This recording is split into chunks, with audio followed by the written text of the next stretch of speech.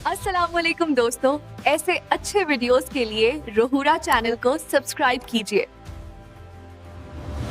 तो आज हम कुरान के 21वें पारे के सफ़र पर निकल रहे हैं और ये सफ़र बड़ा गहरा है। ये हमें कायनात की बड़ी बड़ी निशानियों से शुरू करवा कर सीधा हमारी अपनी ज़ात और हमारे आमाल की जवाबदेही तक ले जाता है। तो चलें देखते हैं कि ये हिस्सा हमें क्या सिखाता है। इस सफ़र में हमारे 5 अहम पड़ाव होंगे। हम कायनात में फैली निशानियों से बात शुरू करेंगे, फिर लुकमान की अपने बेटे को की गई नसीहत पर गौर करेंगे। उसके बाद देखेंगे कि ईमान और इनकार के 2 रास्ते कहाँ ले जाते हैं। तारीख से कुछ सबक सीखेंगे और आखिर में उस दिन की बात करेंगे जब हर अमल का हिसाब होना है।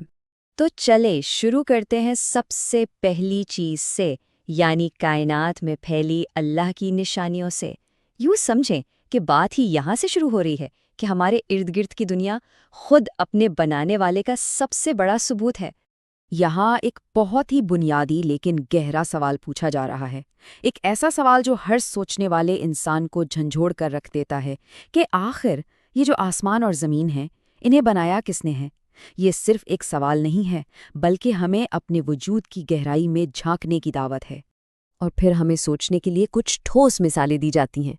ज़रा सोचें तो, यह आसमान हमारे ऊपर बग़ैर किसी खंबे के कैसे खड़ा है? या मियाँ बीवी के रिश्ते में जो सुकून और मोहब्बत है, वो कहाँ से आती है? हम सब इंसान हैं, लेकिन हमारी ज़ुबानें और रंग इतने अलग अलग क्यों हैं? और ये कि रात सोने के लिए और दिन कामकाज के लिए क्यों है? और सबसे बढ़कर, कैसे बारिश एक बिल्कुल मुर्दा ज़मीन में दोबारा जान डाल देती है? ये सब असल में गहरी निशानियां हैं।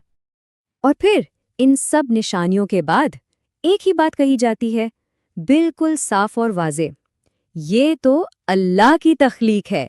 ये एक ऐसा जुमला है जो सारे शुकूक व शुबहात ख़त्म करके हर चीज़ को सीधा उसके बनाने वाले से जोड़ देता है।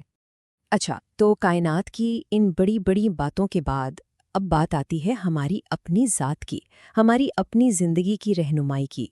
और इसके लिए लुकमान की हिकमत से भरी कहानी को एक बेहतरीन मिसाल के तौर पर सामने रखा गया है। लुकमान अपने बेटे को ज़िंदगी गुजारने के 4 बुनियादी उसूल सिखाते हैं। सबसे पहली और सबसे अहम बात, अल्लाह के साथ कभी किसी को शरीक मत ठहराना। दूसरी, अल्लाह और अपने वालिदैन का शुक्र अदा करते रहना।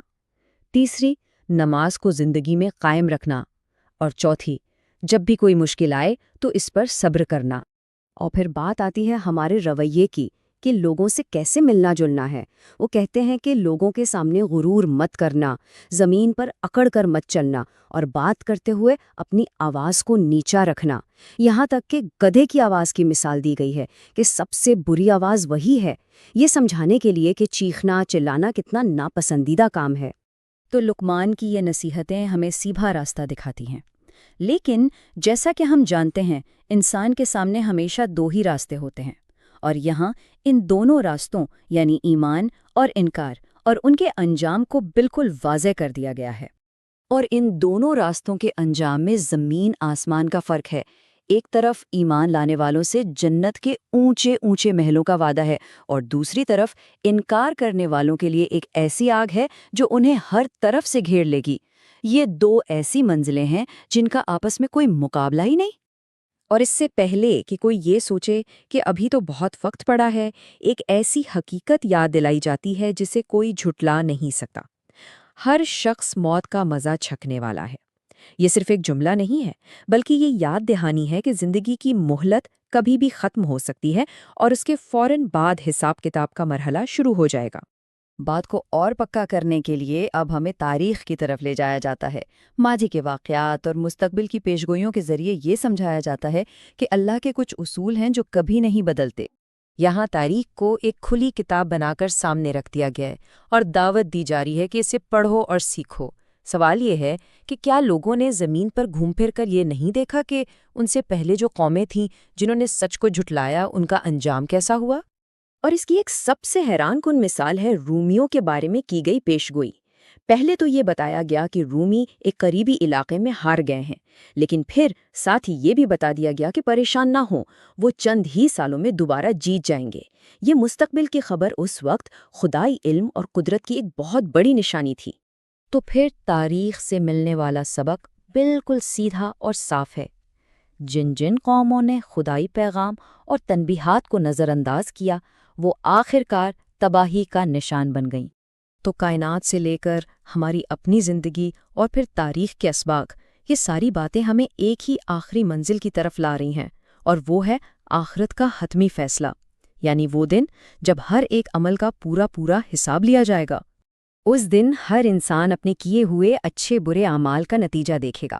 لوگوں کو ان کے کاموں کی بنیاد پر الگ الگ گروہوں میں بانٹ دیا جائے گا، اور ہر ایک کو اس کے عمل کا پورا بدلہ ملے گا۔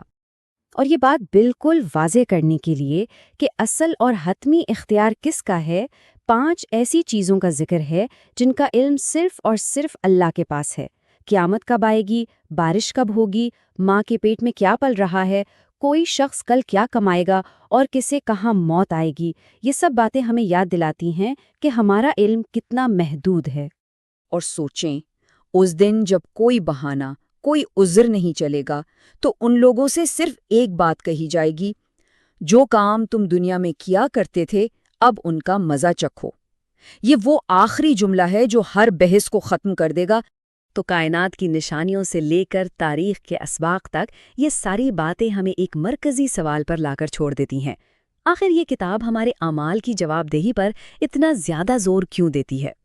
یہ ایک ایسا سوال ہے جس کا جواب ہر کسی کو اپنے اندر